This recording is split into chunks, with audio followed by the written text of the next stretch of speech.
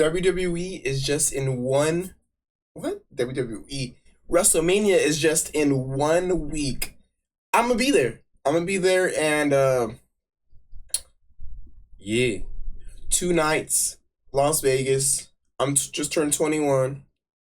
But this video says right here, WWE was in panic mode for WrestleMania 41. We better react to this video. But what does he mean that they were in panic mode for WrestleMania 41? It was getting a little bit scary towards the lead up to WrestleMania. We didn't know what, who, when, who was main eventing WrestleMania. We didn't know how they were going to do it. The storylines were getting a little bit of but then just in a couple weeks, it started getting good. I was like, what the fuck? Triple H, it's pretty crazy. But this video says right here, they were in panic mode. What does he mean by that? Was he talking about the lead up to WrestleMania, that they were in panic mode? Let's see what's going on. Now, WrestleMania is the biggest show of the calendar year. WWE should be firing on all cylinders heading into the show. Even when WWE wasn't doing well from a financial and creative perspective, WrestleMania was still a show that Vince McMahon knew he had to deliver a compelling and creative build for. Additionally, it was a time of year that casual fans watched Raw and SmackDown, as they knew in the back of their minds that WrestleMania was on the horizon. In 2025, the WWE product is doing extremely well from a financial perspective. However, an array of poorly received shows, booking calls, and a truly alarming pricing model has left WWE in a problematic position. It was getting a little bit scary right there, but they've been doing so well lately, like, the prices are just crazy, though. The prices are way too crazy to be doing all that. Prices are way too expensive, and signing with TKO was a really good thing, I guess. But The Rock being and the shows were a little bit like they're like not as well as it should have been for leading up to WrestleMania. As it stands right now, WrestleMania could be one of the lowest attended WrestleMania events of the past 2 decades. Why has this occurred? Is it as simple as tickets being too expensive, or does it go beyond dollars and cents? Pre-Mania hype ensues. A WrestleMania season traditionally starts with the Royal Rumble in January. However, this year, due to WWE Raw launching on Netflix, January was a truly stacked month, and this likely influenced WWE moving the annual event to February 1st. I went to the first Raw on Netflix. That shit was fun. That was cool. But what is he saying with the Royal Rumble? Jey Uso, they didn't like Jey Uso winning. That's what the whole that being thing said, was. the date didn't truly matter, as after the show was over, why the fuck they have Charlotte fucking Flair winning, bro? I hope she doesn't win at WrestleMania. I swear she better not. Sign up for WrestleMania had completely disintegrated. In relation to the Women's Rumble, Triple H opted to go with Charlotte Flair as the winner. This was a safe choice, yet Flair's win wasn't going to lead to the most exciting story arc heading into WrestleMania. The fans... Why even, why... If you're going to have her win, don't fucking show, like, the fucking... what is it called? Fucking... They kept on showing, like, vigilante, they kept on showing clips of her, like, in a fucking airplane, and, like, about to fucking take off in a private jet and shit. Like, don't show us she's gonna return. Fucking make it a surprise. Why do they make her just, like, we know she's returning? Like, they shouldn't have done any of that. Fans in the arena were lukewarm to the... Then I probably would have been a fucking excited for her to win and shit. I do not care about her winning.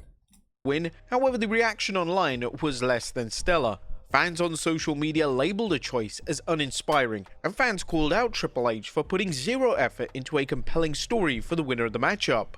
The reaction on YouTube should have acted as a wake-up call for WWE as a dislike was out of control, and it was evident that the fans were unhappy. When it came to the Men's Rumble, the Jey Uso win told two stories. In the arena, fans loved the idea of main event Jey winning the matchup. However, the reaction online was one of anger and borderline disgust. Fans were legitimately seething that Jey had just won the match, and there was a strong consensus that the win should have gone to CM Punk or John Cena. Fans had a lot of questions surrounding the win. Why Jey? Jey had just wrestled for the world title at a major event a week prior, and now he was getting another shot. It was an unusual approach to say the very least. It was even reported that Jay's big win had been planned for some time, which showed just how much faith the game was putting into Jay to sell WrestleMania. Unfortunately, whilst both Charlotte Flair and Jey Uso are incredibly gifted performers, they've never been established as mega draws in their own right, and this was seen. So I kind of like the hype up for Jey Uso versus Gunther right now. I really like it. And the CM Punk, Roman Reigns, and Seth Rollins, they really hate each other. Even the Tiffany Stratton and Charlotte Flair, they're really hating each other right now. I just still don't want Charlotte Flair to win. I kind of want Jey Uso to win. And bro, she's crazy. I don't know who I want to win. I'm gonna be in Vegas. I might bet on a couple of these matches. With the WrestleMania ticket sales. According to popular site WrestleTix, in the week following the two respective Rumble wins, WWE shifted 260 and 390 tickets for each respective night. That's it. This should have been incredibly alarming for WWE, as the Rumble should act as a catalyst for a huge boost in ticket sales, but this didn't happen. Was this strictly down to WWE's pricing model, or did the negative reception to the two Rumble winners lead to fans having zero interest in purchasing a ticket to the biggest show of the year? The heel turn. Expensive. Now it was reported that Cody Rhodes versus John Cena for the Great WWE match. title was planned for Great WrestleMania hype. back in January. However, nobody expected Cena to turn heel. Cena turning heel was truly the most shocking booking move in recent memory. Yes, a lot of fans that saw was. WWE hitting the panic button and trying to deliver something unexpected on the road to WrestleMania. It was reported in the aftermath of the turn that initially Rhodes was going to be the one to turn and sell his soul to The Rock. This would have been Why the fuck was Travis Scott there though? total disaster, as Rhodes is the face of the company, and WWE may have walked into a situation similar to the Stone Cold heel turn back in 2001. Another reported pitch was for Cena to turn heel at WrestleMania. This would have worked extremely well, yet the heel turn was moved to Elimination Chamber, no doubt to generate some buzz and excitement for the show. This appears to be factually correct, as even the game would make a passing comment on how it now feels like they're on the road to WrestleMania, and the heel turn was perhaps the one thing WWE needed to take things to the next level. Ticket sales following the turn and subsequent match announcements were gradual, yet it still didn't see a mass surge of fans rushing to buy tickets, and this led to a lot of fans questioning if WWE would look to reduce the price of tickets in order to make sure that the event was well attended. A slow build. The first 5 weeks of the build to WrestleMania received significant criticism from Why you gonna have John Cena do a whole fucking retirement tour and didn't even show up the whole time though? Like what? And there was Cody Rhodes and everybody in the Elimination Chamber just fucking, they were there like doing promos and shit, and he wasn't even there to be seen. But he wins it, and it was like, what the fuck? And then, but then the heel turn was kind of crazy though. Like, that was kind of crazy. Hardly any of the angles managed to hit a home run on television, and it didn't seem like WWE were taking the WrestleMania build seriously. Whilst other WrestleManias, such as 17 and 31, both delivered less than stellar builds, yet ultimately delivered a classic show, there's no reason WWE shouldn't want to deliver both. A compelling and exciting build makes fans know that TV every single week is going to be a must-see event, and of course, making each respective WrestleMania rivalry as engaging as possible will make more people attend the show. It's a basic formula that WWE often drops the ball on. A lot of the feuds during the first 5 weeks felt lifeless, and it was only until recently in which WWE hit that big red panic button. And remember that WrestleMania was less than 2 weeks away. In relation to Rhodes versus Cena, Cena's first few promos were solid. Yet as weeks went on, they became repetitive. Cena's lack of explanation for siding with The Rock was frustrating as a viewer, and fans called out Cena's reasoning for turning heel for having a ton of plot holes. Thankfully, an epic promo segment between Rhodes and Cena in London saved the build. Now the match finally feels like a WrestleMania main event. The other main event set for night 2 is CM Punk versus Roman Reigns versus Seth Rollins. The feud has one of the most unusual builds to a WrestleMania main event ever. For the first few weeks, one of the names involved would come to the ring and tell the audience that the other names involved in the feud aren't even on the show. This led to extensive booing, and names such as Punk and Paul Heyman struggled with how to handle this rejection. Why WWE haven't made it their quest to ensure that all three men are on at least one show a week is anyone's guess. The feud itself lacks any genuine heat, and it feels like it's relying on star power to sell the match. The Heyman angle is fine, yet it feels like the match is acting as a baseline for Chapter 1 in the Punk vs Reigns rivalry. The world title match for the show, that being Gunther vs Jey. Alright, the CM Punk and Roman Reigns and Seth Rollins main event, it's really good. I like how they did the Seth Rollins and Paul Heyman. We thought that it was gonna be at WrestleMania. There's gonna be just Paul Heyman gonna turn on them, but then they little hinted at it. Not hinted at it, but he owes Rollins a favor. The promo was kind of getting like, like this is not really hype.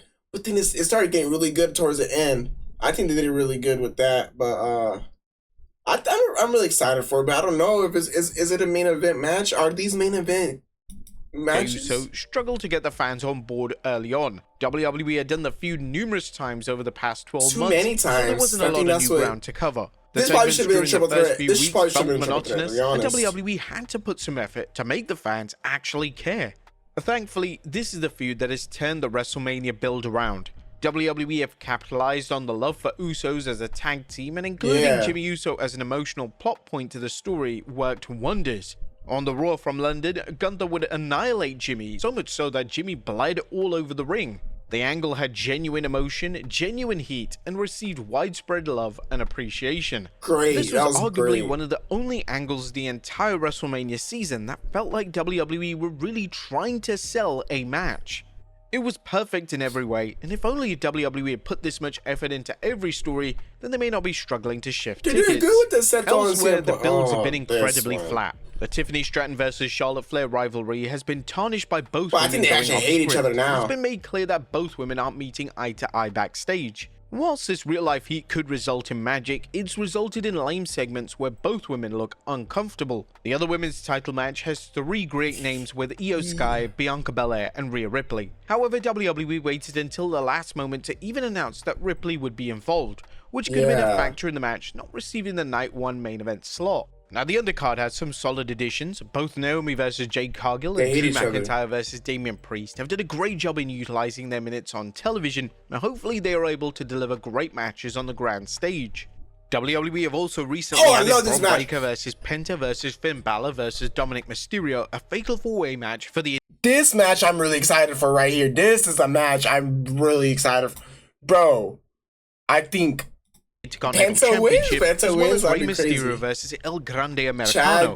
Sadly, we won't be seeing Kevin Owens versus Randy Orton, as Owens recently announced that he's suffering an injury. However, there are still a few matches that... How's Kevin Owens gonna get hurt as a neck injury? But he's been trying to take everybody else out with a neck injury. Could be added to the final card, and as long as the show doesn't turn into multi-man mania, the show should be concise and focused, on paper at least. Where we stand. So has WWE hitting the panic button positively influenced ticket sales? Well, as things stand, WWE has sold almost 49,000 tickets for Night 1 and 51,000 tickets for Night 2. There's evidently more interest in Night 2, but this is usually the case. WWE have thousands of tickets left to move, and unless WWE drastically drops the prices of these tickets, WrestleMania 41 is set to have a ton of empty seats. I bought an expensive... This is all WWE's fault. A weak build combined with their utmost greed to promote the highest gate ever has been their complete downfall. Hopefully, WrestleMania 41 acts as a huge lesson to WWE and TKO. If you're going to charge an enormous amount of money for tickets to a wrestling show, you got to deliver a build and a match card that warrants such a significant price tag. But there you have it, folks, how WWE went into panic mode. Damn, did I make a mistake buying the tickets too expensive? Damn. I feel like I probably did. Damn. Alright, that was it.